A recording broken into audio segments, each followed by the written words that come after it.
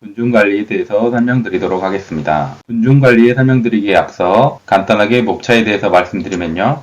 군중관리를 하기 전에 재난상황 발생 시에 군중들이 가지는 심리, 즉 군중심리에 대해서 먼저 알아보고요. 재난상황에서의 군중들이 가진 특성, 예를 들어 나이에 따른 특성이나 성별에 따른 특성, 개인별 교육을 얼마나 받아서 비상상황에 대한 친숙도에 대한 특성 등 군중의 특성을 알아보겠습니다. 마지막으로 군중심리와 재난상황에서의 군중의 특성을 고려한 여객선에서의 군중관리에 대해서 알아보겠습니다. 군중심리로 들어가서 군중심리에 대해서 알아보면요. 군중심리는 사회심리의 현상의 하나로 여러 사람들이 집단으로 모였을 때 개인의 일상적인 사고와 다르거나 혹은 같더라도 그 범위를 뛰어넘어서 모두가 하는 행동을 따라하는 심리 상태를 말합니다. 군중심리의 예를 한 가지 가지고 왔습니다. 한번 보시면요. 실험 대상자를 A그룹, B그룹 두 그룹으로 나누고 3분짜리 음악을 들려주고 음악의 연주 시간은 얼마일까요? 하는 질문을 하는 것입니다.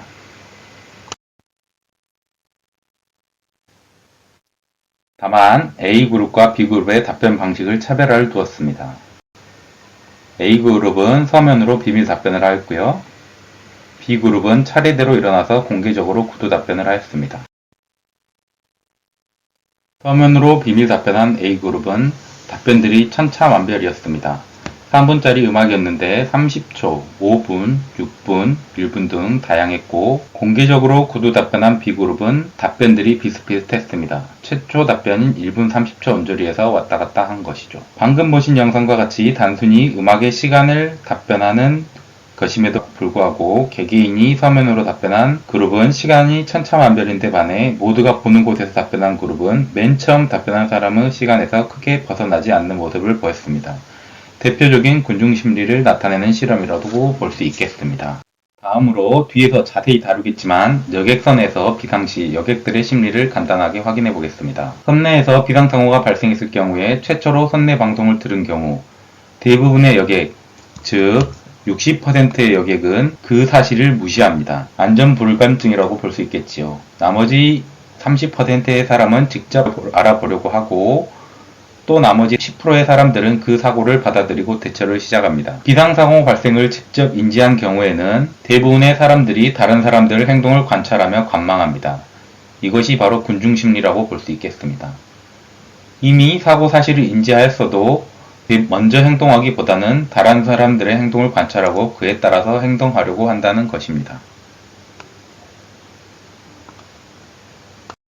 여객선에 승선한 여객들은 다양한 특성을 가지고 있는데 갓난아기, 유아도 있고 걷지 못하는 노약자도 있고 말을 못 알아듣는 외국인도 있고 다양한 사람들이 있습니다. 이러한 여객들은 대부분 선박구조 및 구명설비 등에 대해 잘 모르고 있고 저희가 자주 안내방송하고 안전동영상 틀고 안전설비에 대해 게시를 해놓아도 문제가 발생하면 주변 사람들의 행동을 따라하고 승무원에게 의존하려는 경향이 있다는 것입니다. 즉 그만큼 승무원의 대처가 중요해집니다. 승무원이 일부 여객을 제대로 유도할 시 다른 사람들의 행동을 관찰하며 관망하고 있는 나머지 여객들이 대부분 군중심리에 따라서 따라온다는 것입니다. 사고가 발생하여 당황한 가운데 남의 행동에 왜 그렇게 하는지 생각할 여유가 없으며 이미 전염되어 자신도 그것을 행하고 있게 된다는 것입니다. 프랑스의 심리학자 귀스타르 르봉이라고 하는 사람은 군중심리학이라는 책에서 모든 사람들이 하는 행동을 둘러보면서 그 행동을 따라하면 위안을 느낀다고 했다고 합니다. 이제 재난 상황에서의 군중의 특성을 자세히 알아보겠습니다. 먼저 비상시 행동 결정에 영향을 미치는 요인들입니다. 비크맨의 화재 행동 모형을 볼 수 있는데요. 이 화재 행동 모형은 이론을 실제 화재 현장 자료를 통해 검증한 연구로 이론적 모형이 완벽에 가깝고 경험적 검증 과정에 철저함이 있어 모범적인 연구로 뽑힙니다. 이 모형을 보시면 화재가 발생했을 때 감지하거나 감지를 실패하거나 감지했을 경우에는 화재가 실제로 발생했거나 화재의 가능성이 있거나로 나뉘고 화재일 경우에 대처 행동을 하게 됩니다. 화재가 발생했을 경우에 이렇게 행동한다는 것을 모형으로 보여준 것이고 감지를 실패했을 경우 화재는 아니지만 화재 가능성이 있을 경우 등으로 나뉘게 됩니다.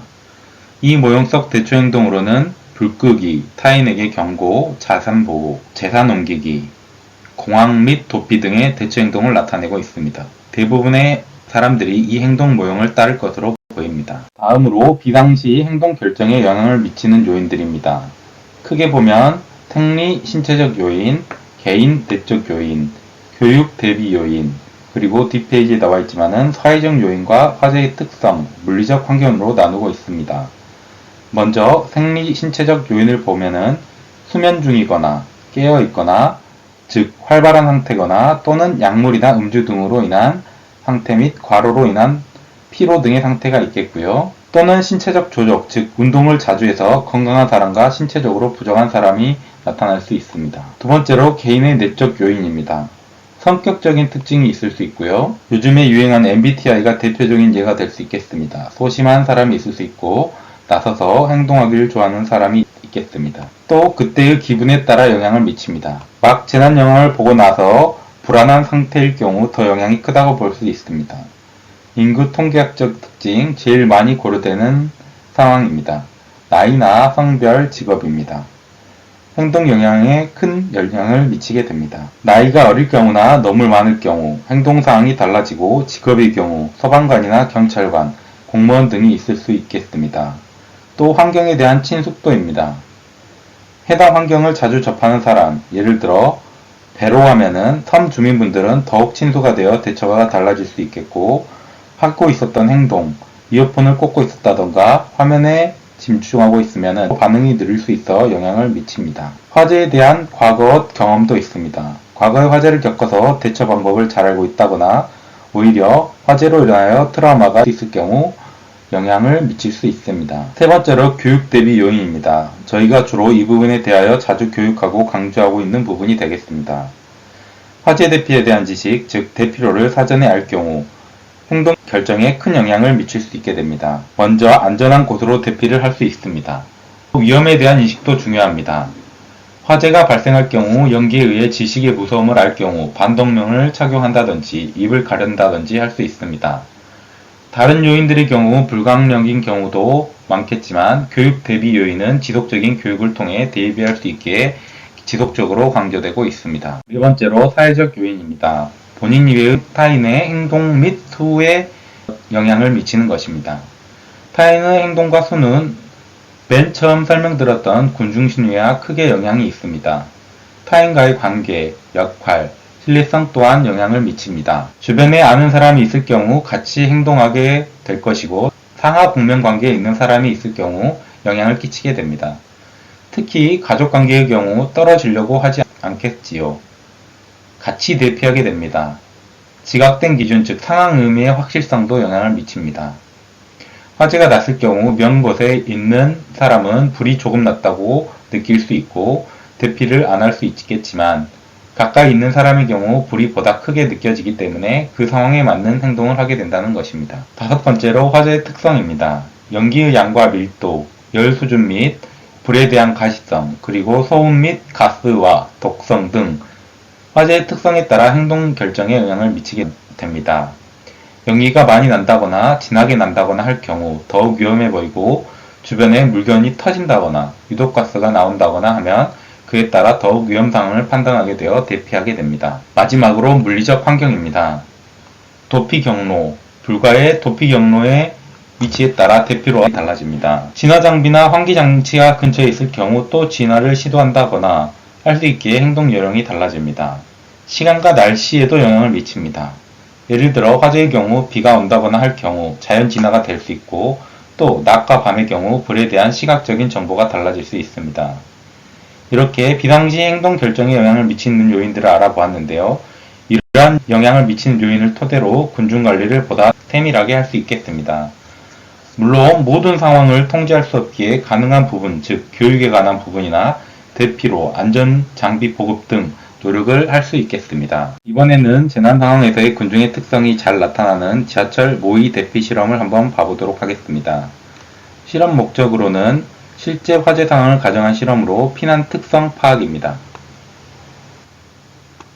실험 대상은 20대에서 30대 남녀 292명이 되겠습니다. 남자 53%, 여자 47%입니다. 실험 내용은 보시는 바와 같이 부산 지하철 6량에서 화재가 발생한 것으로 가정을 하고 연기와 정전을 발생시킵니다. 출구 중에는 화재 발생으로 인하여 7개의 출구만을 사용하도록 하였습니다. 측정 항목은 지하철에서의 탈출 및 피난 시간을 측정하고 밀집 상황 시 군중 특성의 파악, 유친 관계로 인한 피난 시간 측정 등입니다. 실제 실험 사진입니다. 사진은 밝게 보이고 있지만 정전이 되었고 연기를 발생시키는 모습입니다. 이제 실시한 실험을 토대로 분석을 해보겠습니다. 먼저 성별에 따른 분석입니다. 남성의 경우 72.5초로 여성보다 약 18초가 빨랐으며 여성의 경우는 90초로 더 느렸습니다.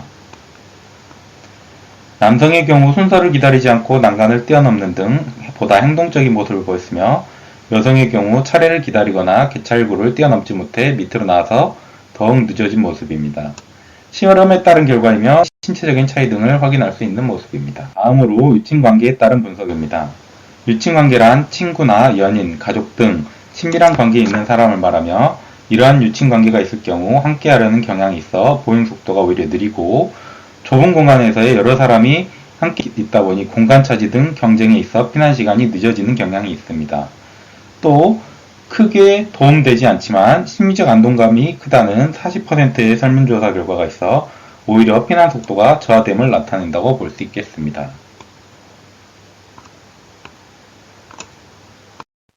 건물 지식에 따른 분석입니다. 해당 시설을 자주 이용하는 승객의 경우 친숙한 경로를 통해 피난하려는 행동 습성을 분석한 것으로 남성의 경우 이용 빈도와 피난 시간의 상관관계가 잘 나타나지 않았으며 여성의 경우에는 방문 횟수가 많을수록 평균 피난 시간이 적었다고 결과가 나왔습니다. 즉 공간 지각 능력이 남성에 비해 떨어지는 여성 피험자들의 공간 지식이 피난에 영향이 큰 것으로 나타났습니다.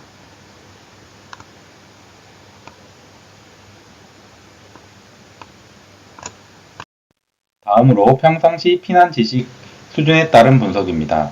평소 피난 지식을 잘 알고 있는 그룹은 타 그룹에 비해 평균 피난 시간이 10초 정도 적게 소요되었으며 이에 따라 화재 및 안전에 대한 경각심 제고와 교육이 매우 중요함을 알 수 있었습니다.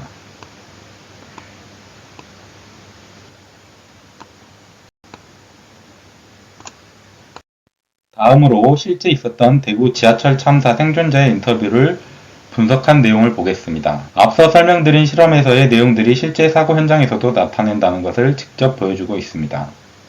대구 지하철 참사는 현재 상황에 대해 정확히 아는 것이 얼마나 중요한지 알 수 있고 신속한 피난 행동이 매우 중요하다는 것을 다시 한번 알게 해주었습니다.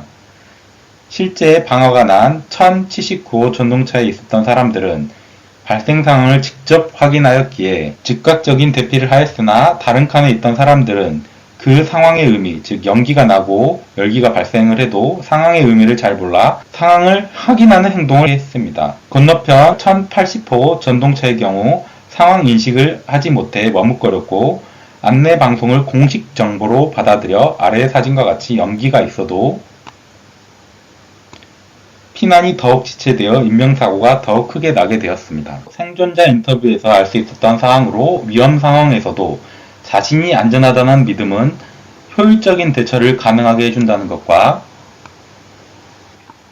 자신의 안전이 불확실할 때 두려움이 생기고 불확실성이 더 높아지면 공황 상태가 되며 상황에 대한 대책 능력이 떨어지게 됩니다. 1079호에서 화재 발생 상황을 확실하게 알아 신속하게 대피한 사람들은 자신의 안전에 대한 확신을 가지고 있었고 효율적인 대처를 하였지만 1080호에 있었던 사람은 자신의 안전에 대한 불확실성 때문에 우왕좌왕하는 혼란이 있었던 것으로 보입니다. 또 화재와 같은 긴급 상황에서 정보가 부족할 때 타인의 행동을 추종하게 되는데 곤중심이죠. 1080호의 경우 안내 방송에 따라 같은 칸에 있는 사람들의 기다리는 행동이 피난 행동을 지체하게 됐습니다. 즉 기다리는 행동의 군중심리를 모두가 따르게 된 것입니다. 대구 지하철 사고에서 큰 비중을 차지한 사항 중 하나로 공식적 커뮤니케이션 관련입니다. 공식적 커뮤니케이션은 공식적인 방송 및 안내판의 유무의 효율성을 나타내는 것으로 공식적 커뮤니케이션에 대한 신뢰도가 높으므로 정확하고 효율적인 공식 커뮤니케이션은 긴급 피난 시에 중요한 정보처가 됩니다. 대부분의 사람들은 이러한 공식적 커뮤니케이션, 안내방송을 믿고 따르게 됩니다. 1085 승객들의 경우 잘못된 방송, 즉 대기하라는 방송이 피난 행동을 지체시켰고 오히려 전동차에서 하차했다가 다시 승차하는 경우도 발생했습니다. 관련된 사항으로 공식, 비공식 리더의 유무입니다. 공식, 비공식 리더는 긴급 피난 시 피난을 유도하는 사람을 의미합니다.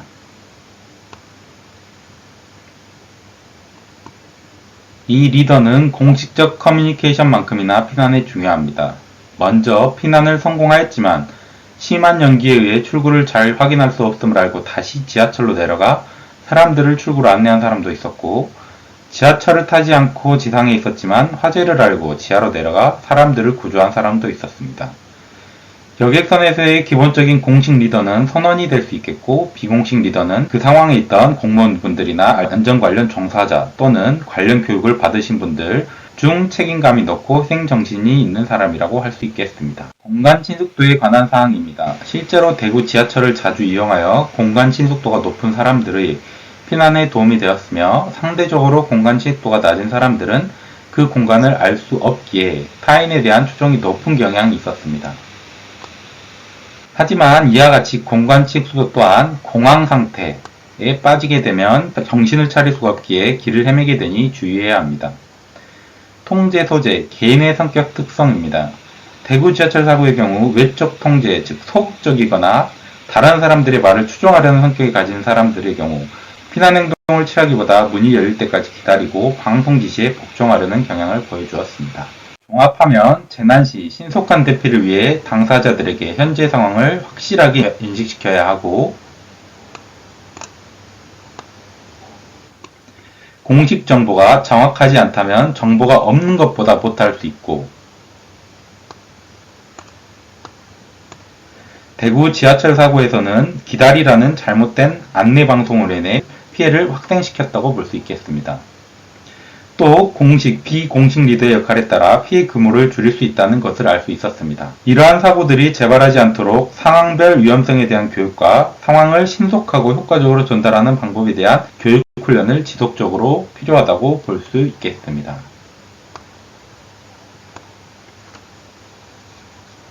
다음으로 화재 사고 사례를 영상으로 하나 시청해 보겠습니다. 브리티시 에어투어스 28N편 항공기 사고입니다.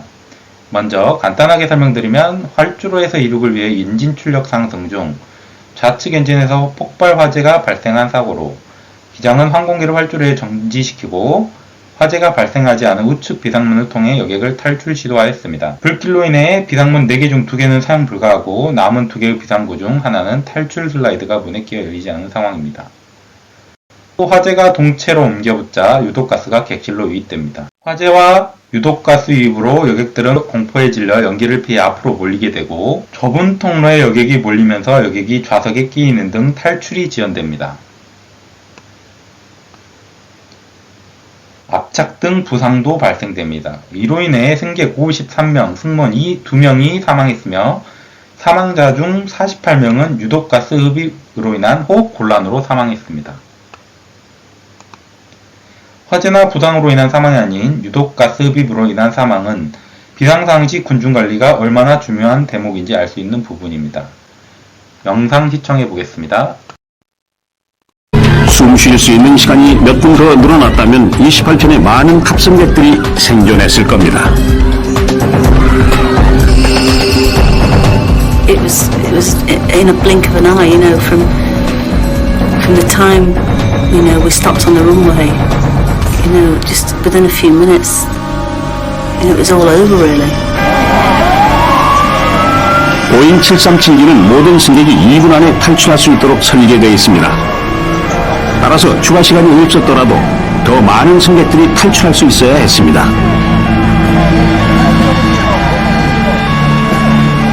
많은 승객들이 탈출하지 못했던 이유를 알아내기 위해 조사단은 특별한 곳에 연구를 의뢰합니다. 관련 법규에 따라 항공기 제조사들은 신속하고 안전하게 탈출할 수 있다는 걸 입증해야 합니다. 737기를 영국에 소개했을 때 보잉사는 130명이 75초 만에 탈출할 수 있다는 걸 입증했습니다.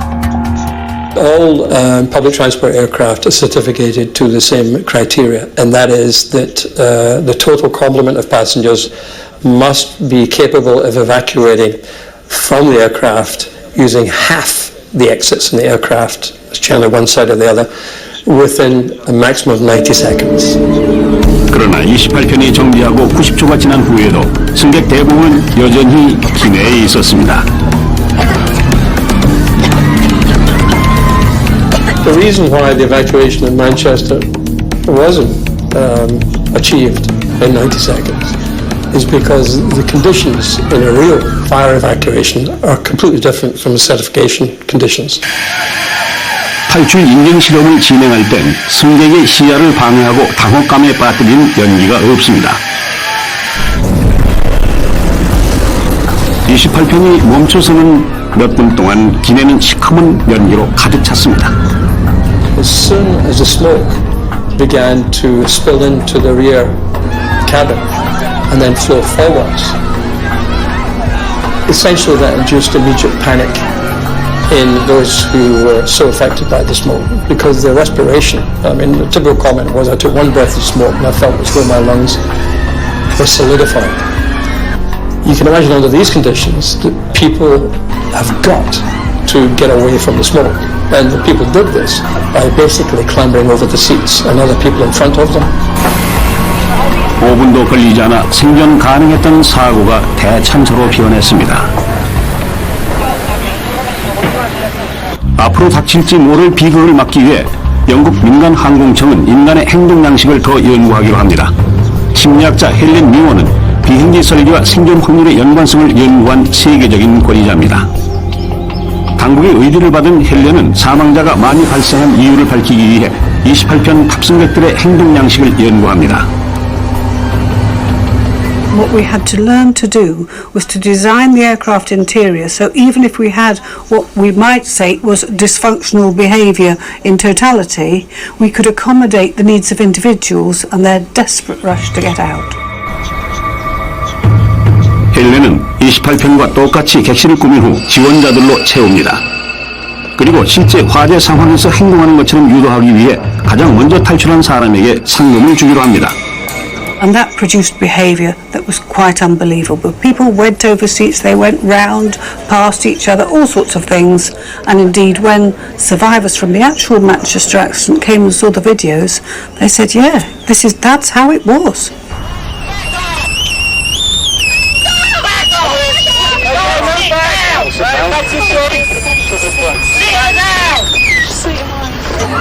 이 28편의 비상탈출이 지연됐던 이유는 객실과 주방을 분리하는 격벽 통로가 몰려든 승객들로 꽉 막혔기 때문입니다.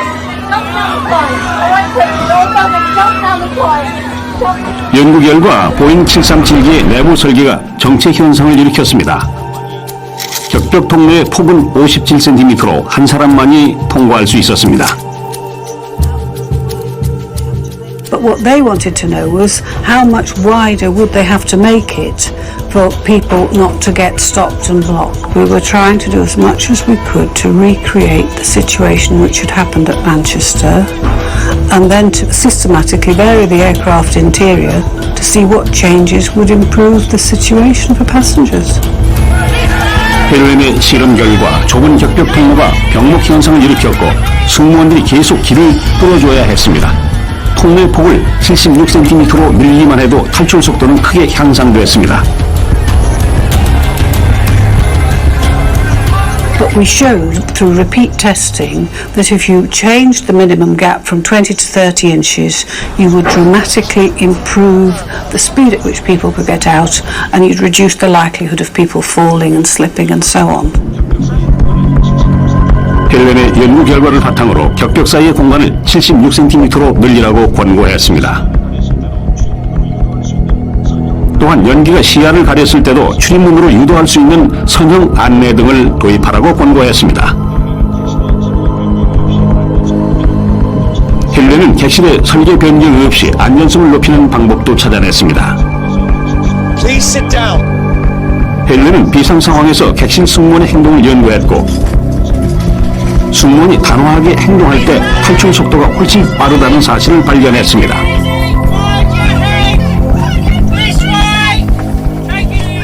It's because we don't want people really making their own decisions. We want people to do exactly what the cabin crew or the procedures state, and we don't want people hesitating, particularly at the door. 헬렌 이 영상을 통해 군중 관리의 중요성을 다시 한번 알 수 있는 계기가 되기를 바랍니다. 앞서 군중 심리, 비상상식 군중 특성을 알아보았으며 이제 군중 관리를 알아보겠습니다. 군중 관리는 비상 상황에서 군중 심리를 이용하여 여객들을 도와주는 능력으로 여객실, 통로, 태성갑판 등 여객들을 통제하고 여객들의 공포감이나 비이성적인 행동을 예방하고 여객들과 의사소통, 필요한 정보 제공, 필요한 지시 등을 하는 것을 말합니다. 먼저 군중관리의 예시를 확인해 보겠습니다. 이태원 참사와 같은 사고가 1993년 발생한 이후 일부 도로를 폐쇄하고 일방통행 안내 표시하고 비상로를 확보하고 진입 인원 통제하고 안내 반복하고 인파의 방향을 유도하고 하는 등 인명사고를 예방하기 위해 군중관리를 지속적으로 한 홍콩의 란콰이 퐁입니다. 다음으로 일본의 할로윈 축제입니다. 일본의 도쿄 시부야 거리에는 할로윈 기간에 일일 최대 100만 명 이상의 인파가 몰리지만 시민의식 및 적절한 군중항을 이유로 행사를 통제하고 있습니다. 길거리 음주 금지나 보행자 전용 도로 지정, 감시탑 설치로 인파 이동 유도, 확성기 반복 안내 및 바리게이트 설치 등이 있겠습니다. 군중관리의 예시를 한번 보았고 이제 여객선에서의 군중관리를 알아보겠습니다. 여객선은 훈련되지 않고 선박에 친숙하지 않은 승객들이 승선하고 있어 사고 발생 시 인명피해가 발생될 가능성이 매우 높습니다. 그러므로 선장은 승무원들을 지휘하여 여객을 안전하게 대피시키기 위한 비상사태 지휘체계를 이해하고 있어야 합니다. 전 선원들은 여객들을 적절하게 퇴선 장소로 유도하기 위하여 각 구역별로 지정된 비상탈출로에 대해 숙지해 있어야 합니다.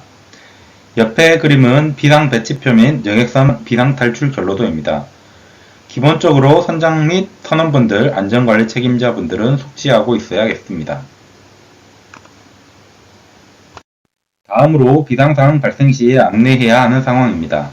일단 먼저 승객들에게 사고 발생 사실을 알리고 적당한 간격으로 진행되어야 하는 상황을 반복해서 알려 여객들이 불안하지 않도록 하여야 합니다. 앞서 설명드렸던 다양한 사고 예시에서도 나왔듯이 현재 상황을 인지하여야 효율적인 대처가 된다는 것이 중요한 부분입니다. 선장은 현재 상황의 불가피성을 알리고 여객들의 체험 보호에 적당한 의병을 착용 후 구명조끼를 착용할 것을 지시합니다. 다만 상황에 따라 구명조끼는 챙겨서 객실 외부 갑판으로 나온 후 착용하거나 하는 등 상황 또한 안내가 필요합니다. 이미 객실 내부에 물이 차고 있는 상황에 구명조끼를 착용하면 외부로 나오기 힘든 상황이 발생할 수 있습니다. 또 여객이 불안 및 동요하지 않도록 승무원을 적절히 배치하여야 합니다. 정보 제공 시의 주의사항입니다. 비상시 승무원의 침착하고 의연한 태도는 여객에게 안정감을 주므로 매우 중요하며 자신감을 실어 알기 쉽게 설명하고 무엇을 어떻게 하는지 분명히 알려줘야 합니다. 현재 어떠한 조치를 취하고 있고 앞으로 어떤 조치를 취할 것이고 구조기관에 구조를 요청한 사실과 반드시 구조될 수 있음을 알게 해야 합니다. 여객 비상 소집의 경우 여객선에서의 화재 침수 등 비상상황 발생 시 실내 공간은 위험한 장소이므로 안전하고 효과적인 통제가 가능한 실외 비상 장소를 적극 활용해야 하며 비상상황 발생 시 정해진 비상 대응 방법에 따라 비상 소집 장소로 승객들을 안전하고 신속하게 유도해야 합니다. 비상 소집 시 안내사항으로는 독단적으로 행동하지 말고 승무원의 지시에 따라 비상 소집 장소로 이동할 것, 침착하고 질서 있게 행동하고 비명 등 혼란을 야기할 수 있는 행동에는 삼가할 것, 가급적 뛰지 말 것, 화재 또는 연기 발생 시 물수건으로 코와 입을 막고 자세를 낮추어 이동할 것, 선체 동요, 정전 등이 소반되는 경우 가능한 자세를 낮추고 벽면을 따라서 이동할 것 등이 있겠습니다. 여객선에서의 주안점입니다. 다른 비상 상황에서도 마찬가지지만 선박에서의 리더십도 중요합니다.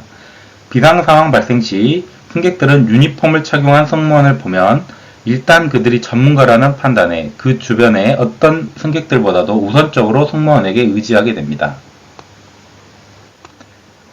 승무원이 선내 구조나 각종 구명, 소화 장비의 사용에 있어서 익숙하고 잘 알기 때문에 평소에 비상 상황에 대해 잘 숙지하여 침착하게 승객에게 안내해야 하고 지휘 능력 발휘 방법으로 자신의 목소리를 제대로 들을 수 있도록 명확하게 해야 합니다. 확성기나 호루라기 등 집중을 시키는 다양한 방법이 있겠습니다. 또 상황에 따른 위기 대응 능력이 중요합니다. 비상 상황 발생 시 선원은 위험에 대한 정확하고 빠른 판단을 내려야 하기 때문에 평소 다양한 위기 상황에 대해 스스로 생각하고 고민해야 합니다. 예를 들어 외부 환경의 위험, 즉 태풍이나 저온, 고파도 등에서의 승객의 선내 대기 유도라든지 보건성 악화로 인한 침몰, 심각한 선내 화재, 선내 폭발 등 선박 자체의 위험에 있어서의 선박으로부터 빠른 탈출, 유도 등의 상황이 있겠습니다.